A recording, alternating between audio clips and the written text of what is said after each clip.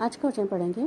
क्योंकि इज़राइल का परमेश्वर यहोवा यो कहता है कि जब तक यहोवा भूमि पर मेंहर न बरसाएगा, तब तक न तो उस घड़े का मैदा समाप्त होगा और न उस कुप्पी का तेल घटेगा।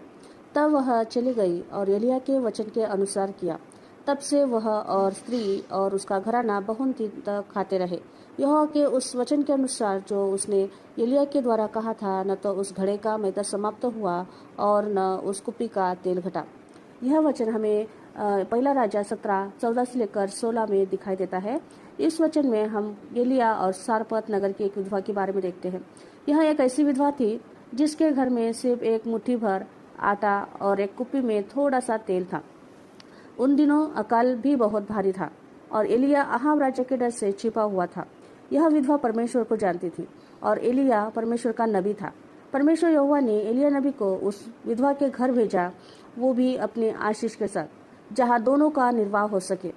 उस विधवा ने एलिय्याह नबी के द्वारा परमेश्वर का जो वचन उसके द्वारा आया, उसको उसने ग्रहण किया, उस आशीष को उसने ग्रहण किया। और इसलिए हम देखते हैं कि वह दोनों और उसका घराना भी एक मुट्ठी आटे में कई दिनों तक खाते रहे।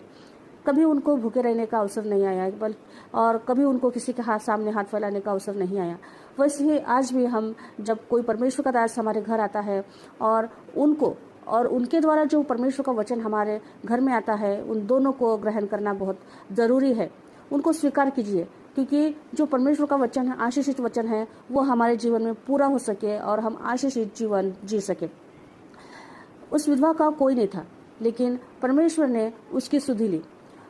वैसे ही हमारे गरीबी में, हमारे संकट में, हमारे दुखों में, हमारे हर कठिन परिस्थिति में केवल और केवल हमारे सुधि लेने वाला हमारा परमेश्वर यहोवा है, और वही हमारे सारे दुखों को दूर करने वाला है।